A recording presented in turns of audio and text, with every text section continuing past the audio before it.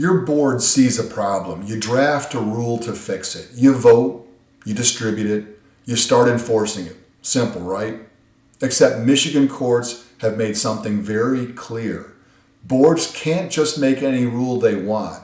And if you've been adopting rules without understanding your actual authority, you may have created problems far bigger than the ones you were trying to solve.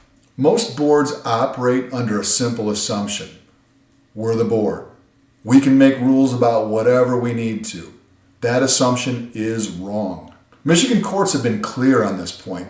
A board's rulemaking authority is limited to interpreting or implementing restrictions that already exist in your recorded governing documents, your master deed, your declaration, or recorded covenants. You cannot use a rule to create a new restriction on how owners use their property.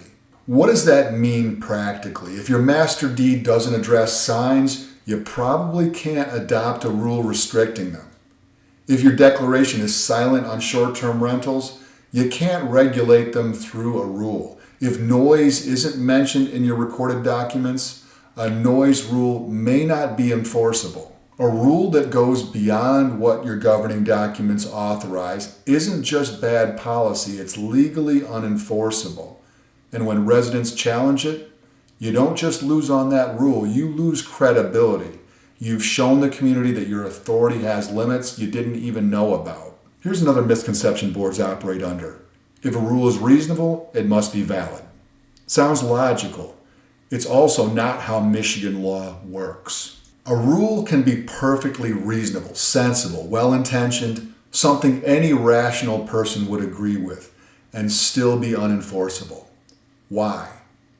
Because your governing documents don't give you authority over that particular issue. The legal test isn't, is this a good idea? The test is, does our master deed or declaration give us the power to regulate this specific thing? If the answer is no, the reasonableness of your rule doesn't matter. Now, there's an exception. When it comes to common areas, hallways, lobbies, pools, clubhouses, parking lots owned by the association, you have significantly more flexibility.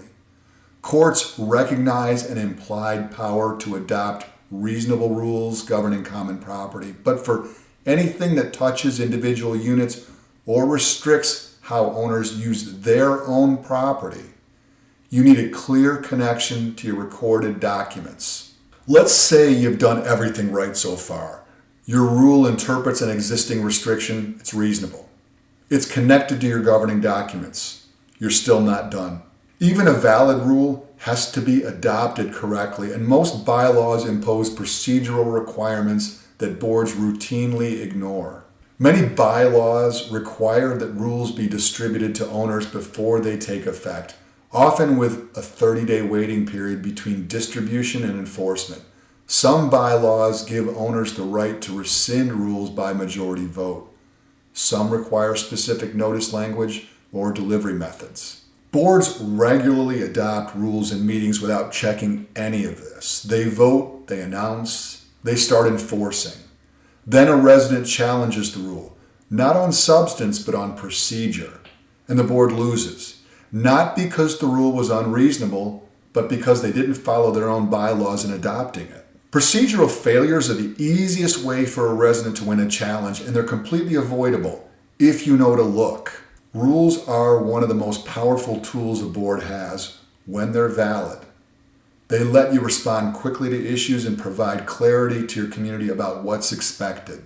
But adopting rules you don't have authority to make or adopting them incorrectly doesn't just fail to solve problems, it creates new ones. Legal exposure, enforcement challenges, residents who've learned that the board's authority is weaker than it claims. If your board is considering new rules, or if you've adopted rules over the years that have never been professionally reviewed, this is exactly the kind of situation where guidance protects you from problems you don't see coming.